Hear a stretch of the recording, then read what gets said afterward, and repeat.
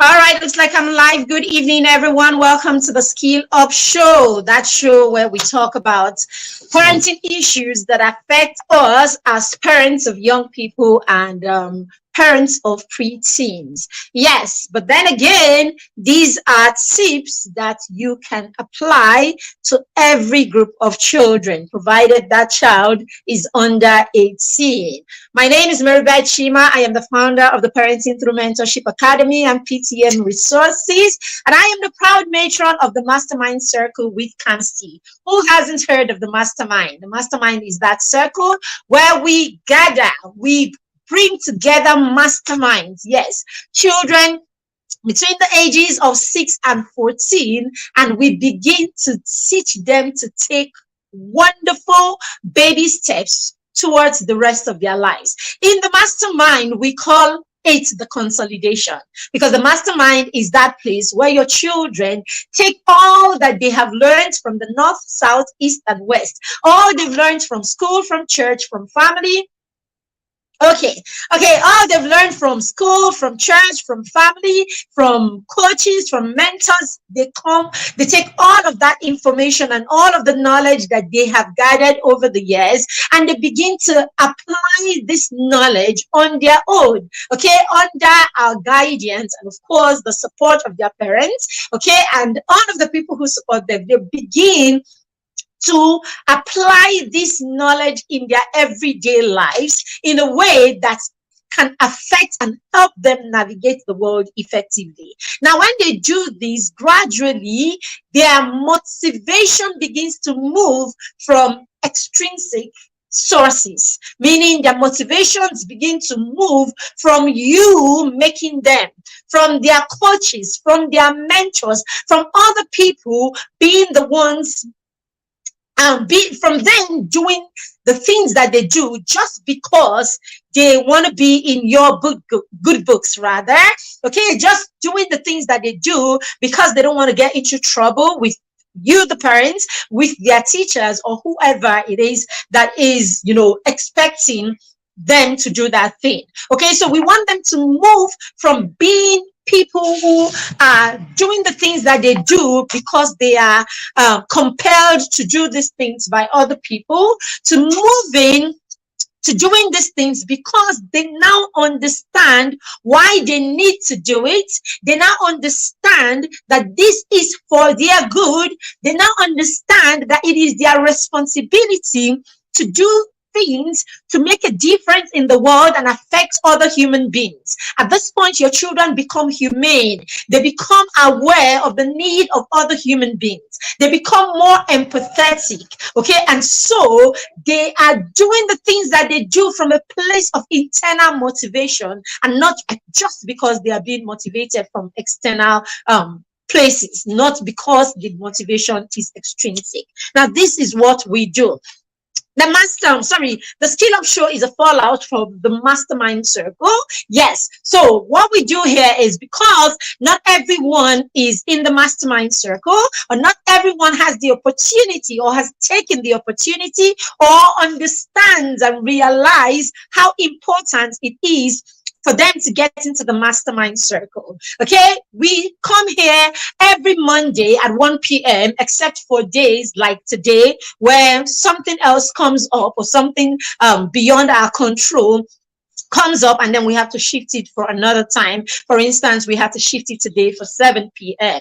Apart from that, we are here every Monday at 1 p.m. All right, to share tips with parents. Yes. So we bring you tips on a particular topic so that we can use that topic to get you to start doing something intentionally and consistently with your child. So you can take the tips on whatever topic we are dealing with for the week, whatever topic we're talking about that day. You can take the tips from this and then apply it in your parenting and try to practice it for one straight week, and you will see, and I'm not guessing, you will see effective results begin to happen.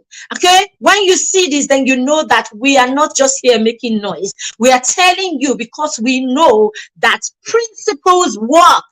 Principles work. So the moment you can start applying these principles in your parenting, you will see that they will begin to work. Forget that thing that they say, oh, do it the way it works for you. There's nothing like do it the way it works for you, because how it works for you may not work for your child. Okay, do it the way you want. When we want to be lax as parents, when we want to be lax and we want to put ourselves before our children and every other person, we say do it the way it works for you. So welcome to the Skill Up Show. And today, what are we talking about?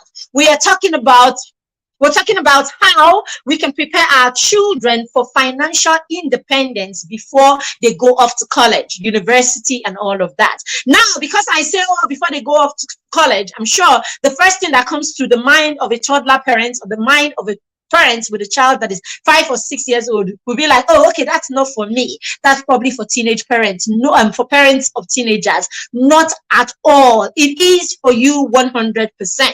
Okay? What we have come to realize is the fact that the reason why we have all the struggles we have in parenting, the reason why we struggle, basically. The reason why we struggle as parents is the fact that we approach or we start many of the things that we do on our journey quite late.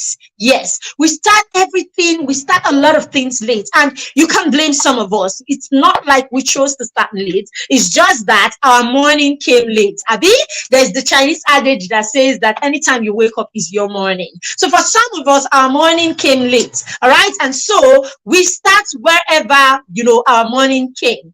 But the thing is, there are a lot that would have gone down. Okay, there's a lot of gaps that are in the lives of our children in the parenting. Okay, I mean parenting, as far as parenting is concerned, right? So there are a lot of gaps we would have created in their lives at that time that we are starting. And so, because life is actions and consequences, because consequences always play out, that's why we find some of the struggles that we encounter as parents with our children, especially by the time they become adolescents and then they become teenagers. We find those struggles come up, and all of that, it's because of the many gaps that we left many years before that time, when we didn't know that preparation for college is done right from when your child is a little boy or a little girl.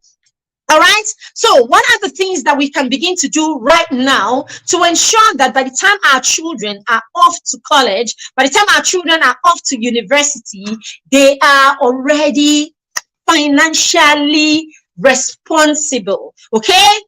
AKA even financially independent. Yes, your child can be financially independent by the time they are off to the university. But at the least, your children or our children should be financially responsible by the time they are off to college. Yes, at the least, they should be financially responsible by the time they are going off to college. Now, let's talk about this. How can we do this? What can we do as parents? Where do we begin this journey? How do we go about this journey? Now, parents, I don't know about you. I do not know about you, but I want to say to you today, if you don't know this, the words that you speak into the life of your children is life. As parents, you are custodians and you are part of your child's destiny. You can carve your child's destiny by what you speak into their lives and what you see that they cannot see. Okay, in my book, Bedtime Stories for Champions, I started the introduction. In the introduction, I said that every child needs that one person, that parent or that significant adult in their life that can see a dream that the child has not yet even dared to dream, that can see a vision that the child has not even dared to see. So as a parent, what can you see? Okay, what vision can you see of your child? What can you see of your child? What are you saying about your child? What are you speaking into the life of your child?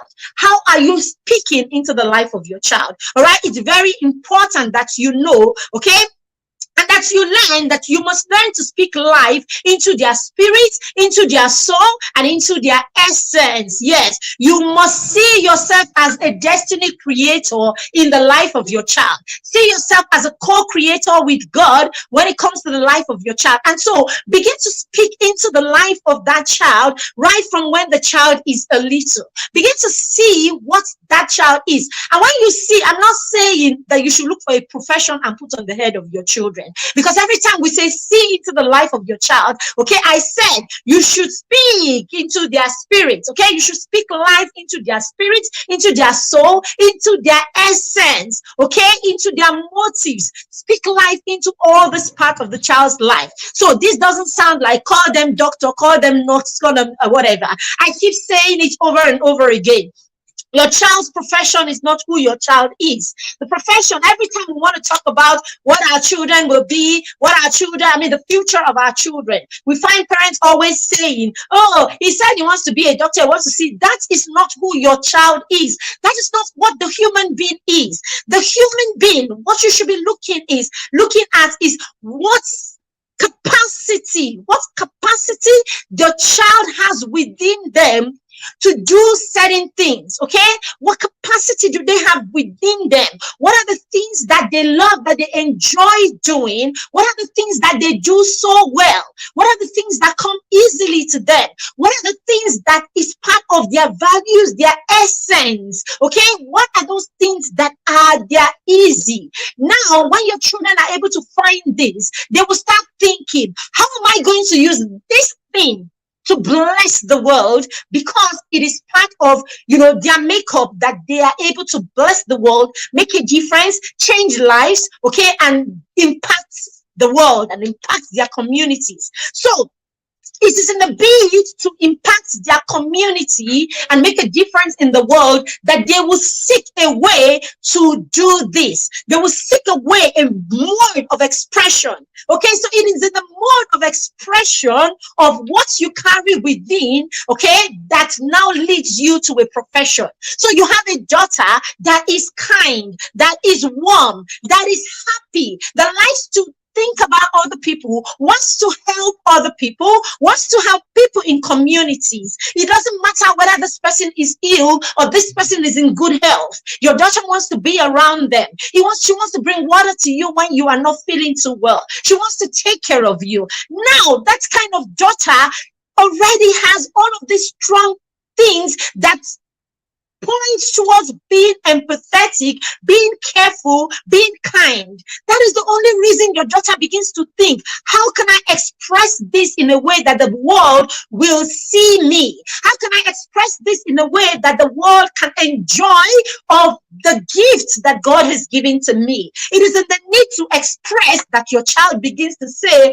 oh, I would do amazingly as a medical doctor because I have this within me and I can express these things through this platform. So stop every time they say, oh, what do you know about your child?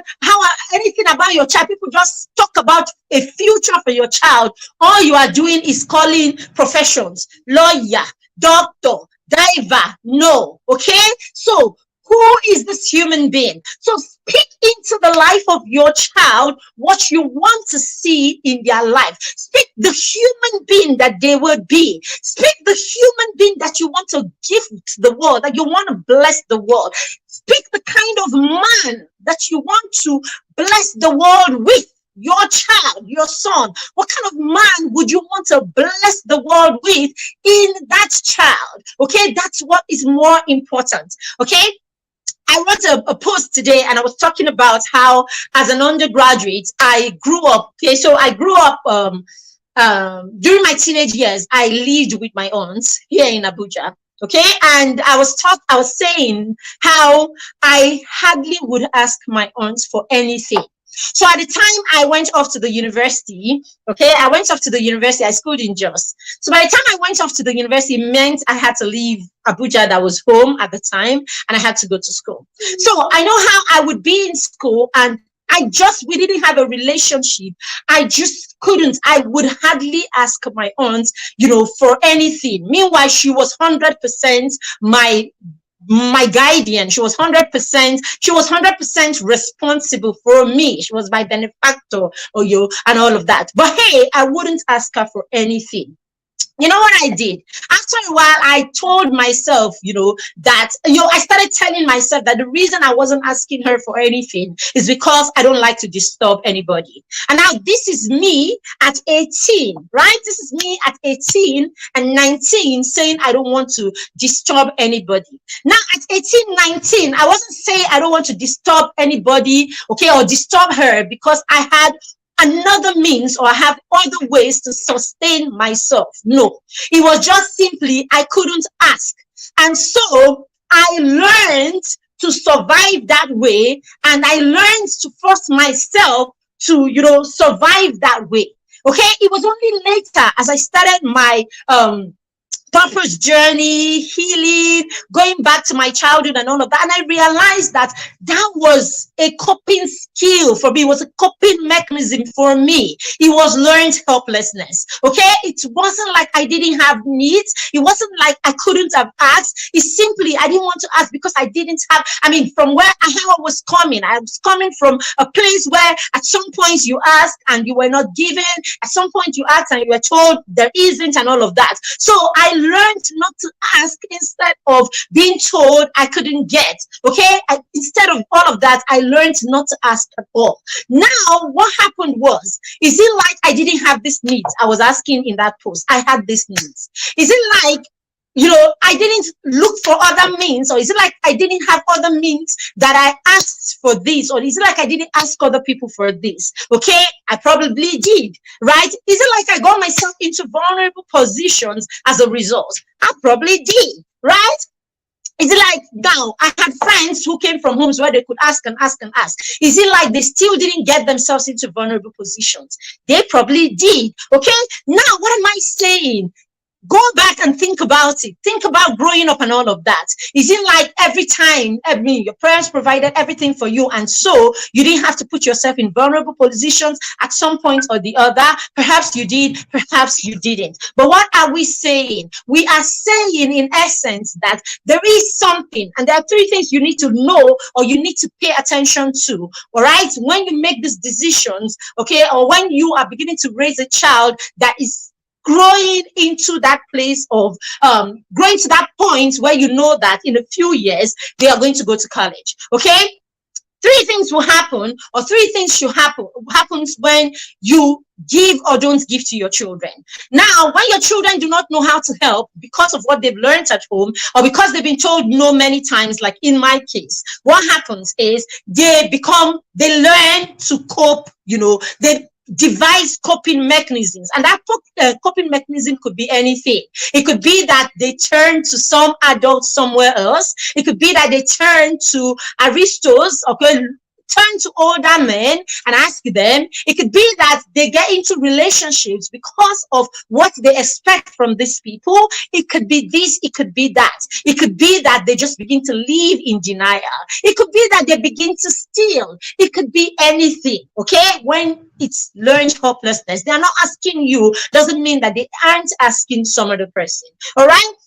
Now, for you that you are giving, oh, you don't want to you want to give them everything so that they don't go outside and all of that. Now, this one could also lead to entitlement, right? It can lead to entitlement where you're 24-year-old, you're 20, you're 21, you're 22-year-old, you're 24-year-old doing a master's degree is already packing their bags, right, to leave school or to go home because for some reason their fees is not in, or their fees are not in and all of that, and there's nothing they can do about it and all of that. All right, so basically you see your 22, 23, 24-year-olds that are constantly asking you every month for money. Okay, I need money. I want to make my hair. I want to this. I want to that and all of that. So entitlement kicks in at some point with some of these ones. Okay, there's a third thing that can happen, and that is empowerment. Okay, now because we know that we have children and these children are getting older,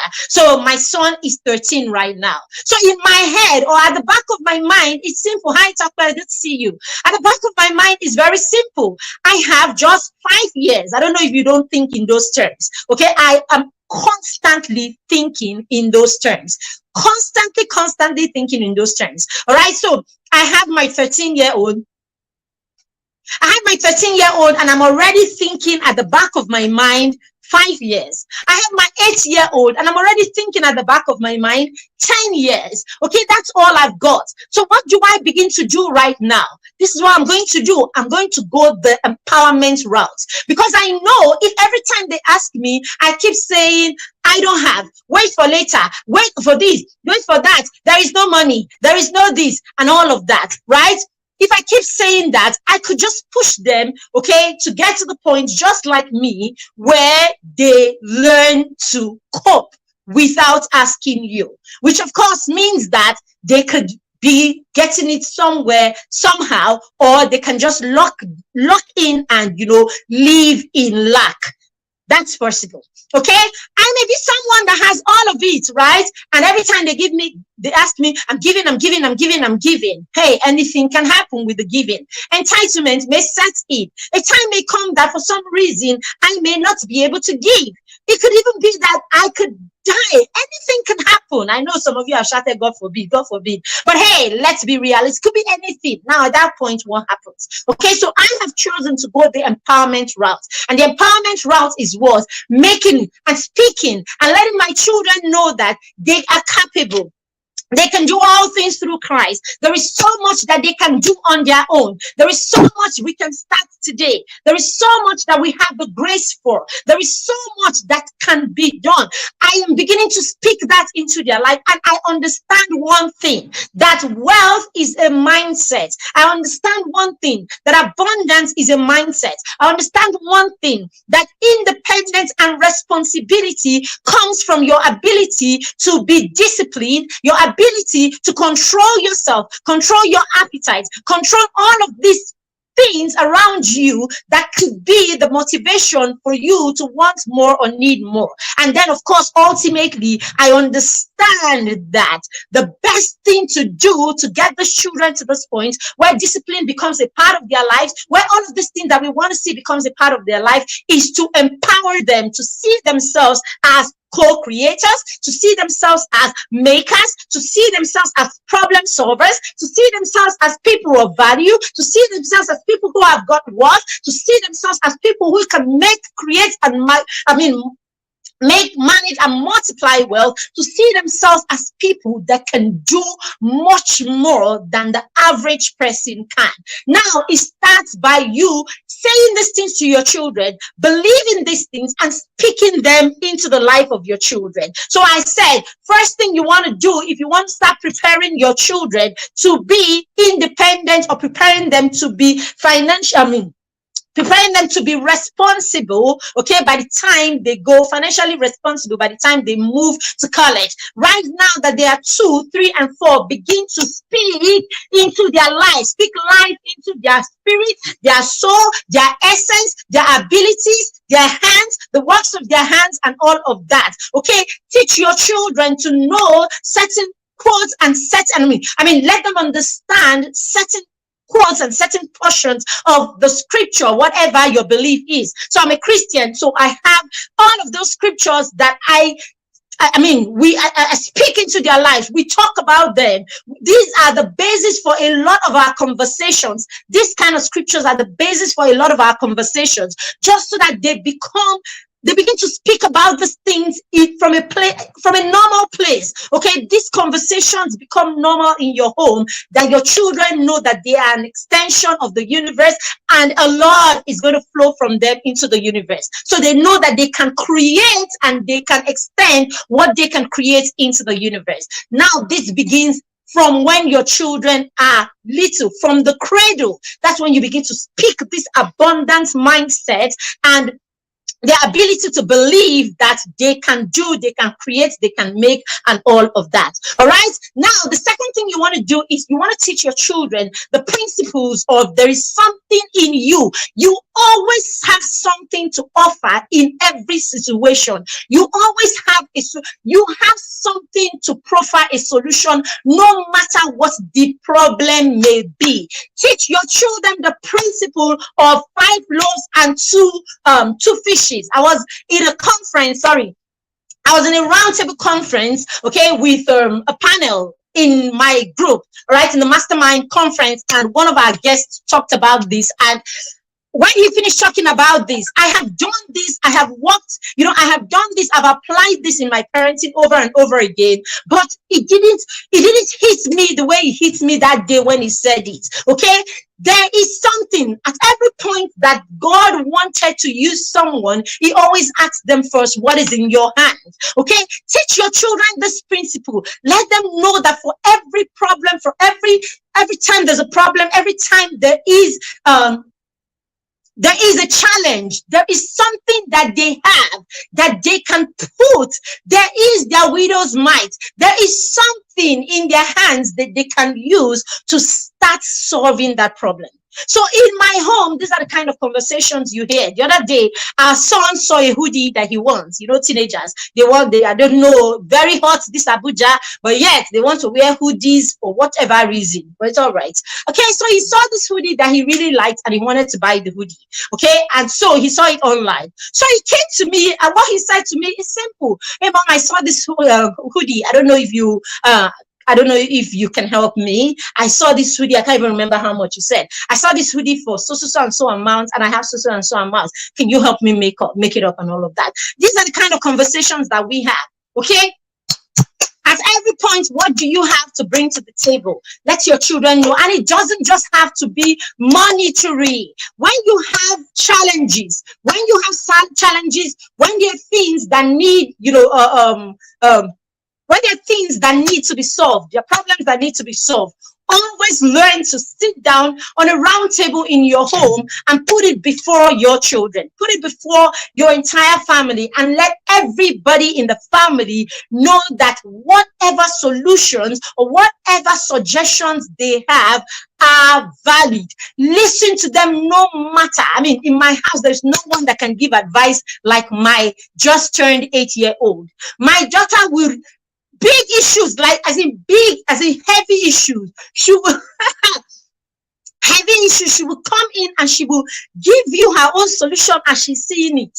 She's always, excuse me, can I say something about it? Okay, can I say something? Can I say what I think? And then the only reason she can do this is because she has been given a space on the table at every time to bring in her contribution. All right, so put your children in that space where they know that you have a solution for everything. You have a solution, you have something, you have your 1 cent to put in every conversation, for every challenge, for every problem. You are a problem solver. Okay, now don't just leave it at that. Create problems, don't just leave it at that. Allow them. Try some of the solutions that they give you. Okay, try some of the solutions that they give you and let them see. Okay, when the solutions create results, let them see that indeed they were helpful. Okay, let them know that indeed they were helpful. Let them know that their solutions and their contributions were helpful. Okay, all the time. Do that with your children. Do that for your children. You will help them boost their sense of self-worth. Okay, you would do that for them when you do this. Now, when your children also have their own problems, that problem could be from school, their problems could be with their friends, their problems could be from wherever. Always give them the first place on the table to profile their own solutions to their problems. Very, very important that you do this, okay? Because when we're talking about financial independence, we're talking responsibility. We are not just talking about naira and kobo. Please, anytime you hear me talking about abundance mindset, every time you hear me talking about financial independence, please do not just think of money, pounds, and don't just think of currency. I'm talking beyond currency, okay? Because it is in your ability to know that you can offer solutions that will help you keep your business going even when things are tough, because you have profiled all kinds of solutions. Everything is intertwined. Stop separating everyday life from business and from every other aspect. Everything is intertwined. The child that has profiled solutions about what meals to cook at home will know how to profile solution in a company, okay, that is trying to make profits. It is all intertwined everywhere. Your home is their training ground. Okay, so those decisions they make about whether to buy when you're buying bouillon cubes, whether to buy Royco or to buy Knorr cube or to buy Maggi crayfish, all of those tiny decisions are all your child venturing into the place of making decisions. And as they venture into making decisions, and they make decisions very often, they get into the place of making decisions easily. Have you ever wondered when people, I mean, you have people, your colleagues, or you have your friends, and you're asking them, oh, these two things, what do you think? Do you have that friend that is always telling you, anyone goes, and just anyone you like? I am asking you, what do you think? If I wanted to go with anyone, I wouldn't ask you. I'm asking you because I want you to tell me what your thoughts are. Have you I'm sure you know some people that will never have any, because it's not because they don't want to say, or they don't want to say something that will be wrong. It's because they have not made decisions in their lives. They have not made choices, trusted choice. I mean, people have not trusted them with choices. Okay. And so they cower. It's a place of self-help. I mean, it's the same place that I'm talking about of learned helplessness. Yes. Okay, sorry. Okay, so it's the same place of learned helplessness that I'm talking about. It's trauma. When nobody has trusted the decisions that you make, you learn to hold on to your decisions and hold on to your take on things just because you don't want anyone to insult you, abuse you. It comes from probably at home where they were never heard or allowed to, talk and all of that. Very, very key. All right, so let's move on. All right, so I just talked about principles. So let your children know that there's always something, okay? Never leave them feeling empty. Don't ever leave them feeling empty. Number 3, okay? Let your children hone every tiny little skill that you see in them. And I'm not joking about this one. By the time they are 5 and 6 and 7 and 8, 10, let your 6-year-old that you've just noticed something, let them hone it. Give them the opportunity to hone it. Okay, I've talked about how when my son was 6, he started playing football. Okay, now why was he playing football? Because we are a family of football lovers. Okay, so we will talk about football. I'm a City fan, a Man City fan. My husband is an Arsenal fan, and our son has been jumping from one club to the other. So he started with Chelsea.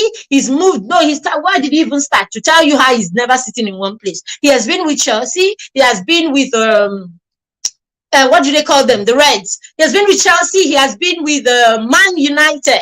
Right? At some point, he wanted to come and hang around me with City. I told him, just go away from here. We don't want fans that are not faithful. All right? So he's been everywhere. So if you see him, he has Arsenal jersey, he has Chelsea jersey, he has a Man United jersey, and all of that. All right? So at the time, he would talk football a lot. We would talk football a lot and all of that. Okay? So I thought, okay, he loves football. He enjoys football. The conversations are rich. He knows all of these. Perhaps, okay, I'm a Man U fan. Yes, okay. All right.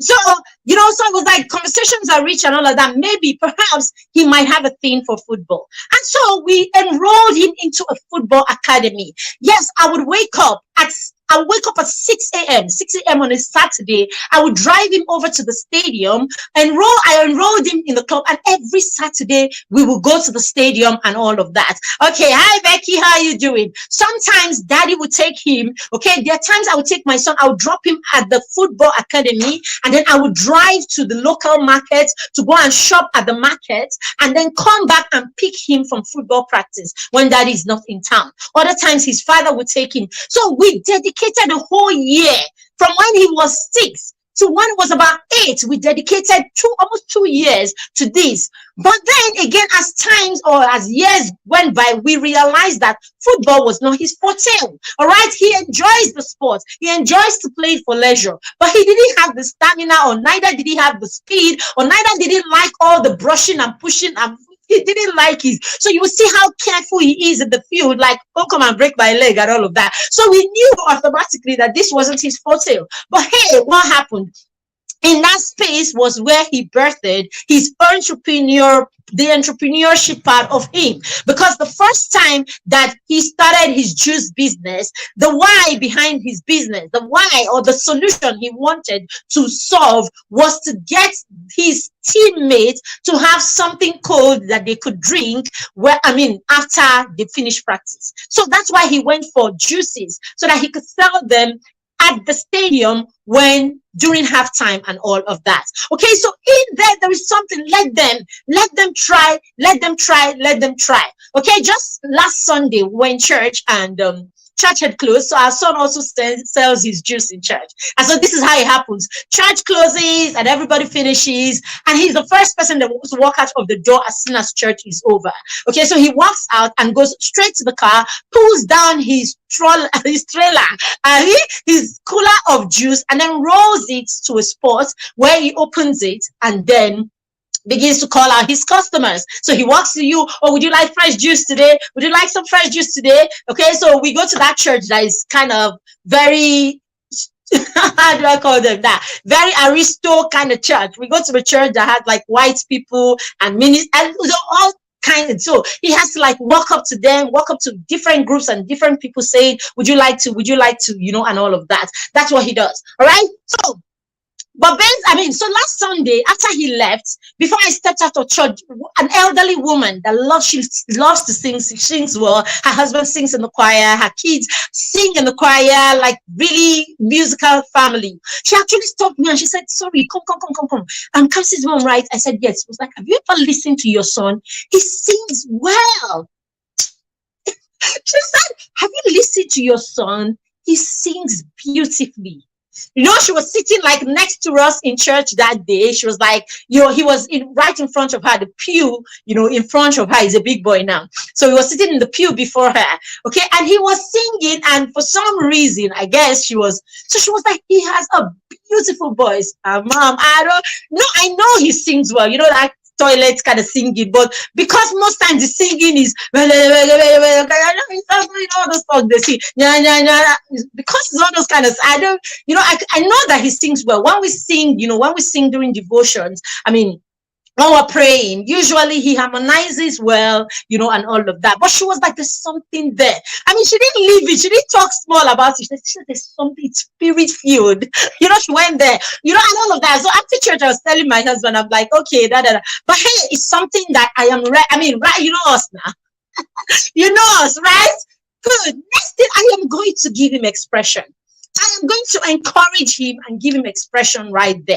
I'm going to encourage him. He doesn't like this kind of things. He would not tell you, okay, I'm not going to force him, but I'm going to look for the best way to tell him to explore this part of you and see if you would like it. Okay, so it's our part, it's our role to do this. Okay, and when you do, don't just leave it. Don't turn your children into local champions. Whatever skills your kids have got, don't just leave them playing around the compound. Okay, look for a place for them to hone those skills. Look for a way for them to hone the skills. And then as much as possible, help them become competitive. Okay, get them into places where they can compete with other people or where they can share platforms or people where they can express this, you know, together. If they have to do competitions, right, so that you can build the champions in them. Okay, see, parents, this unnecessary, you know, that's fake humility. That's what I call it. I call it fake humility.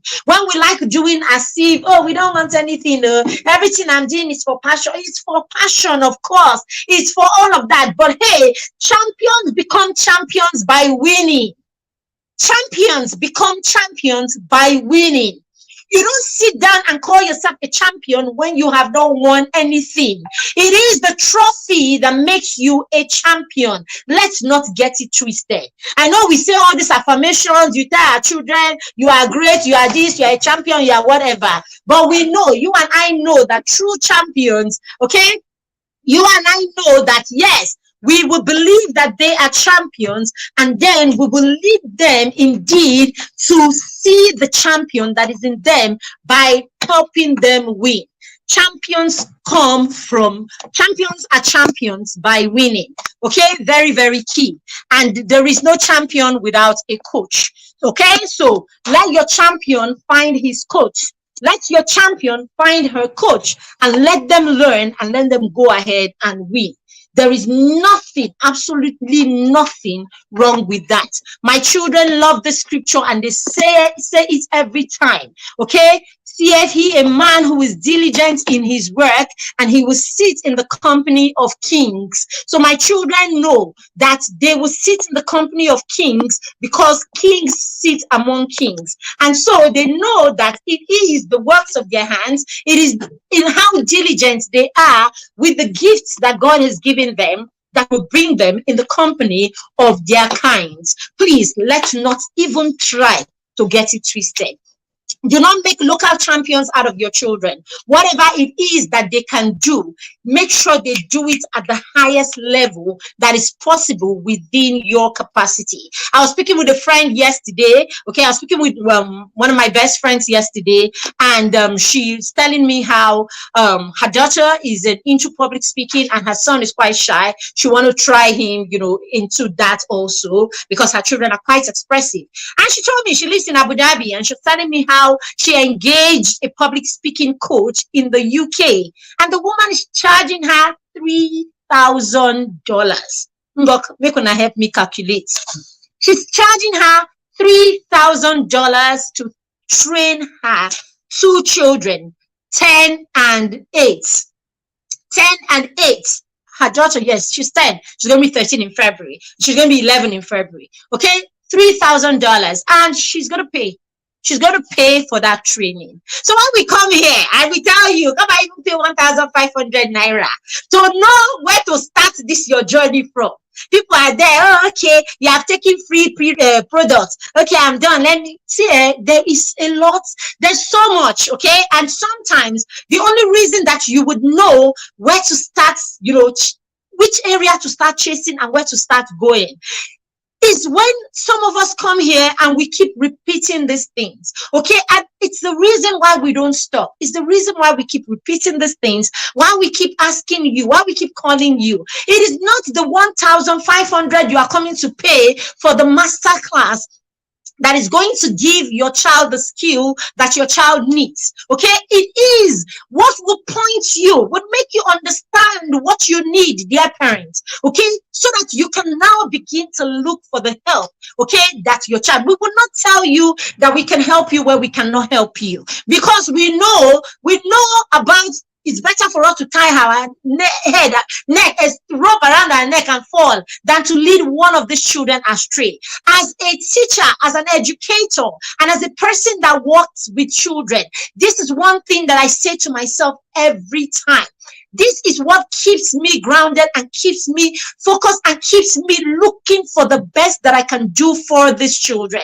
Because I know it is better that I'm doing nothing for these children than for me to be leading these children astray. So you see, every time I'm working with your children, I'm constantly thinking, what's next? What's better? What more can we do? What's more? Because in my head, I don't want to lead these children astray. I want to be the reason why the children are forward thinking.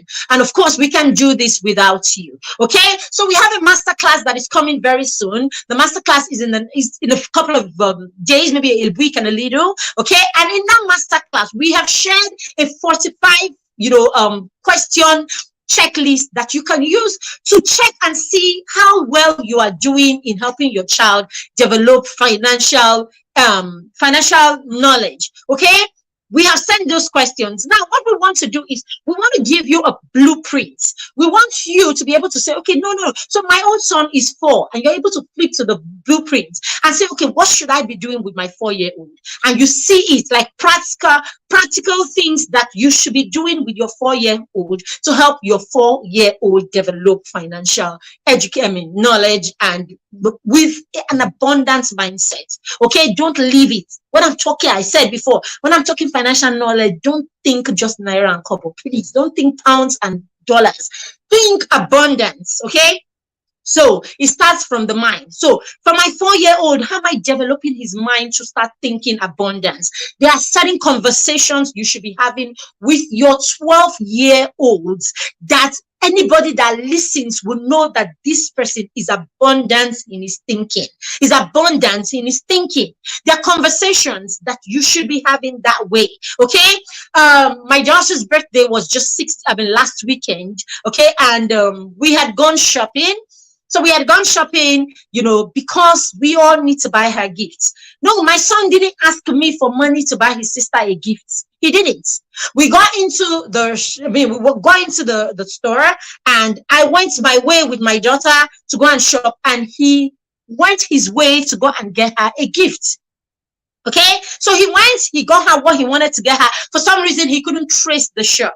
He couldn't trace the shop, and he doesn't have a phone. He doesn't do a phone yet, and all of that. He couldn't trace the shop, and he didn't know how to even get back to us because it's a big mall.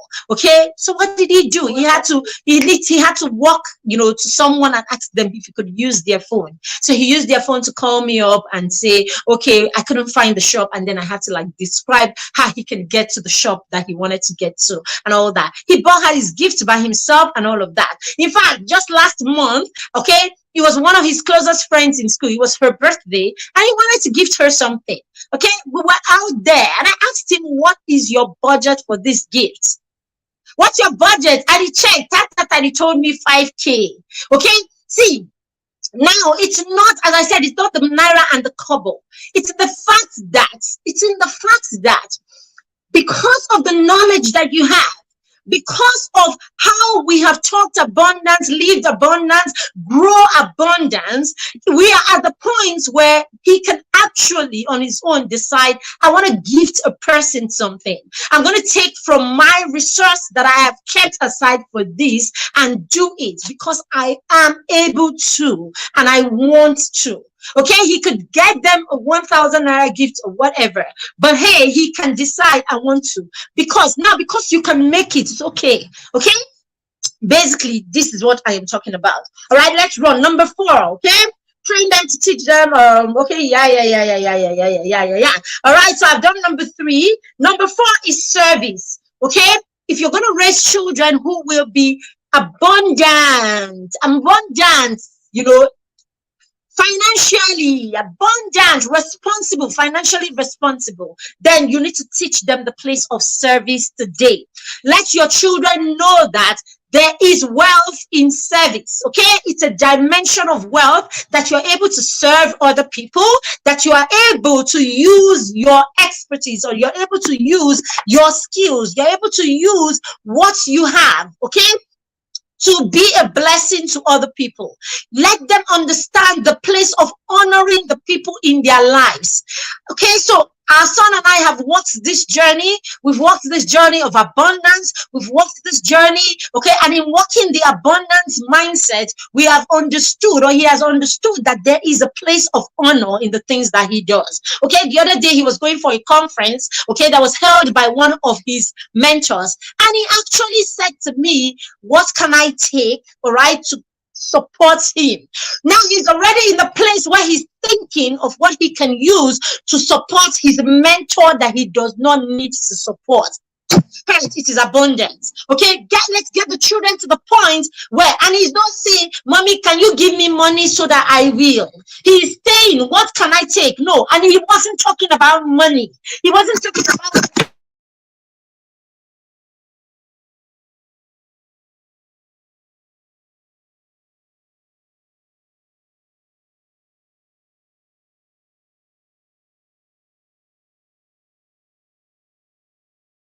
I'm so sorry about that. I had a major. Oh my goodness. So sorry.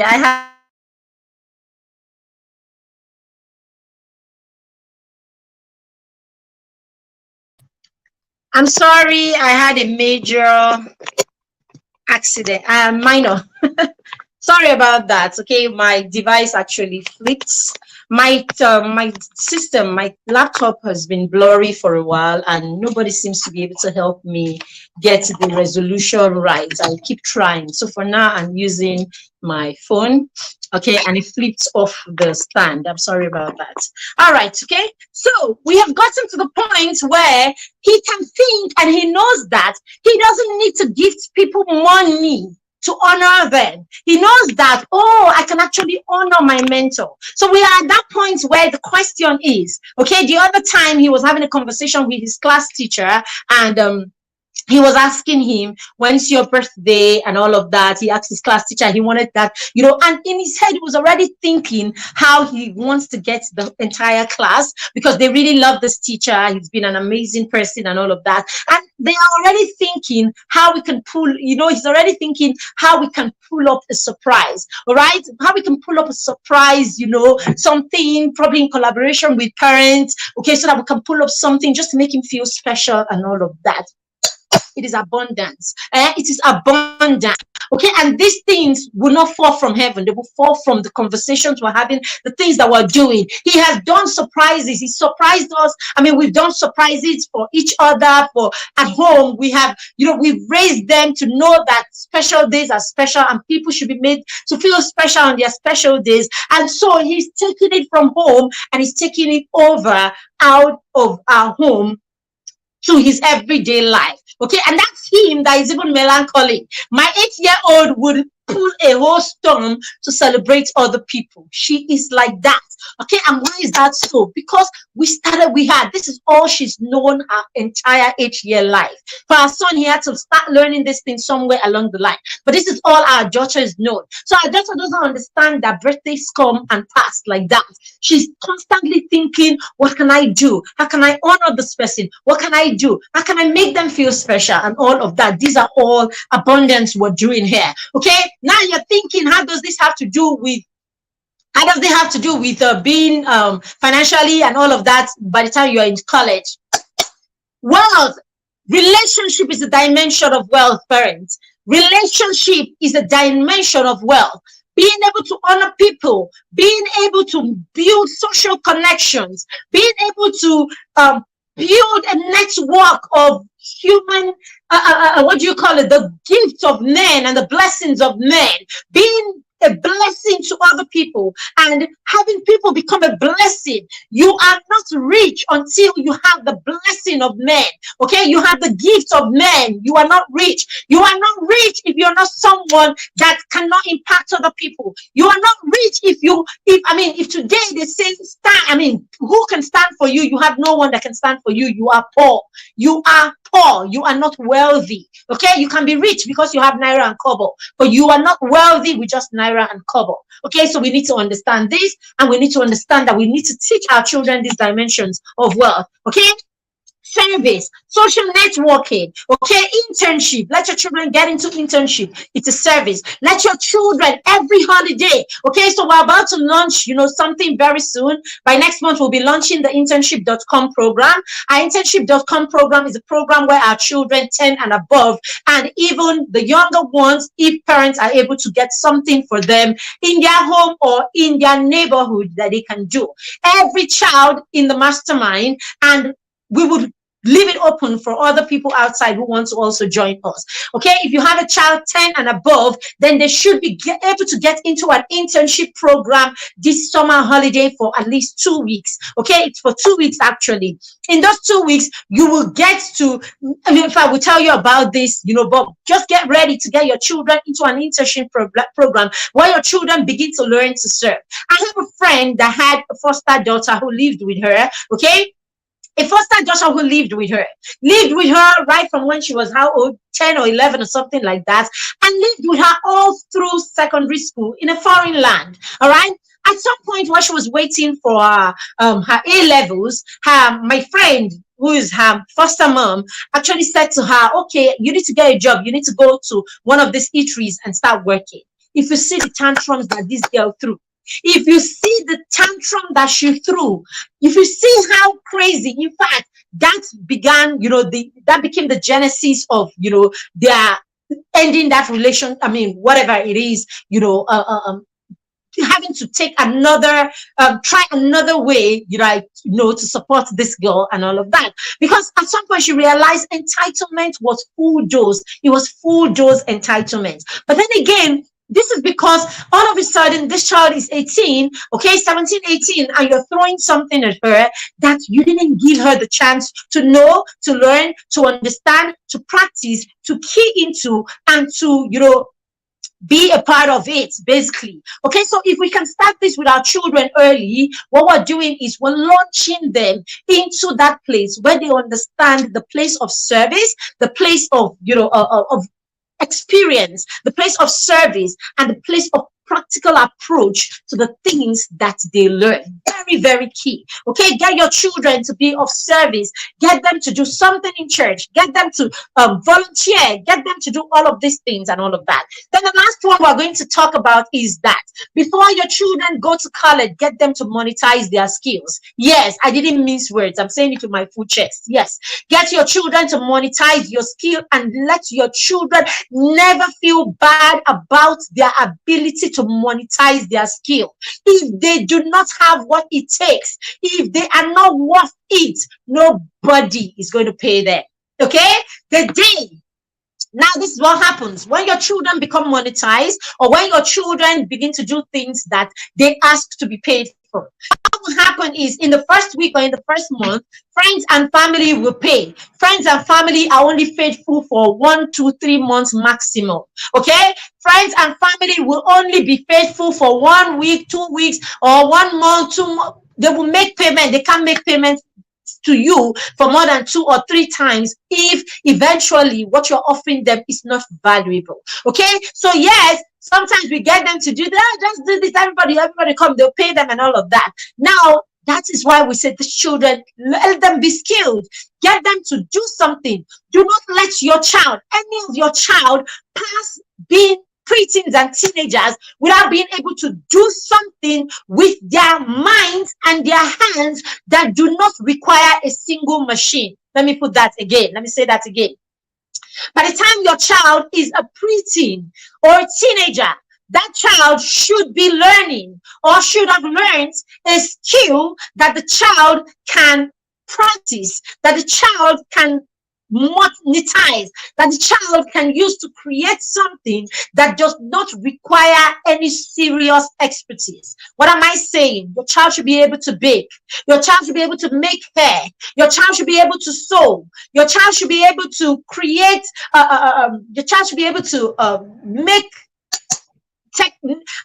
use technology to create things that people need.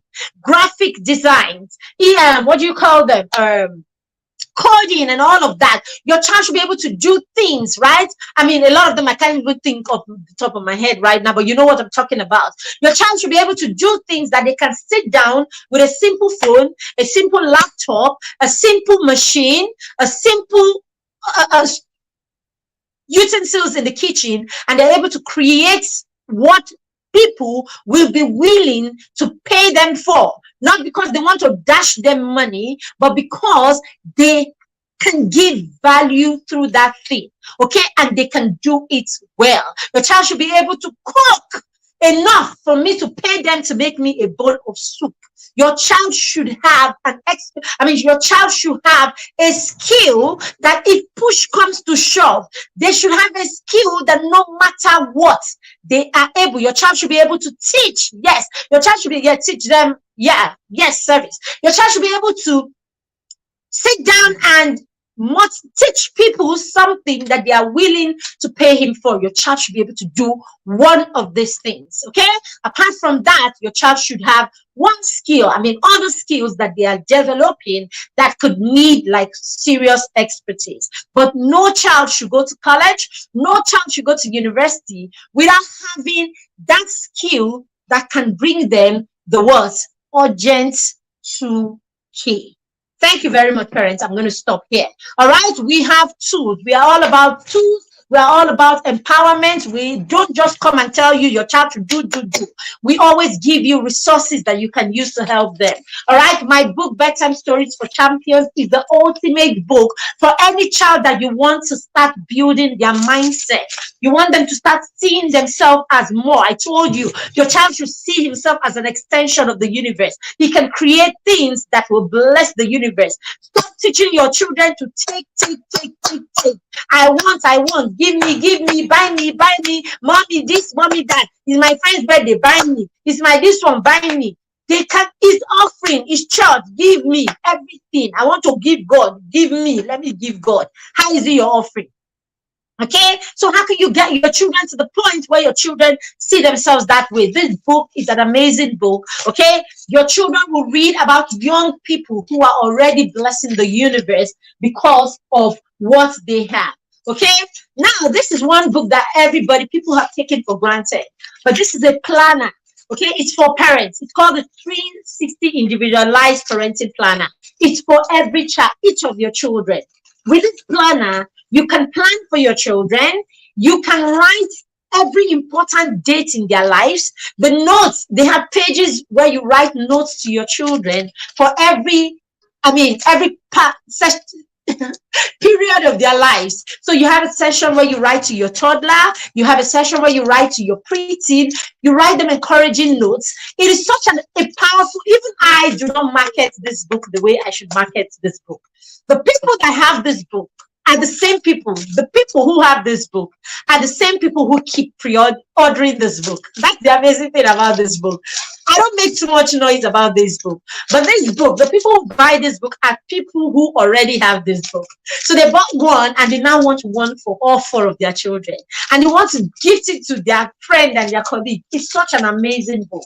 Okay, the other book we have is our journal. Where is the journal? Okay, how come I don't have a journal here? Okay, our journal is our 360. Okay, sorry, what's the journal?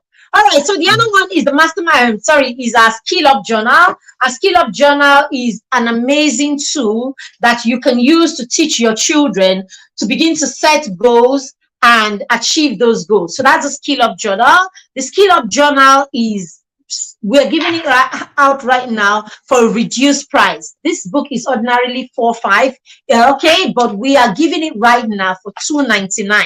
So you can buy it for 2,999, 3,000 naira, and you have this amazing book for the entire year. Okay, it's got affirmations, it's got where you can impute every day what you're doing, your goals, and all of that. You can actually journal daily with this amazing tool. All right, so these are some of the resources that we have, and I think you should key into them. All right, so we have Christmas Stories for Champions that we are pre-launching soon. Okay, for you who want to get it early before Christmas at a cheap price and then keep it to bless somebody with it later. Thank you very much, everyone, for being here. It's exactly 1 hour and I gotta go. Thank you for being here. Thank you. I hope you got value from this session. If you did, please let us know in the comments that you got value for this session. All right, and then if you would like to be a part, everybody should be a part of that master class. It will bless you. Okay, if you like to be a part of the master class, then it's just 1,500 naira. When we want many people to have something because it's important to us, we make it very cheap.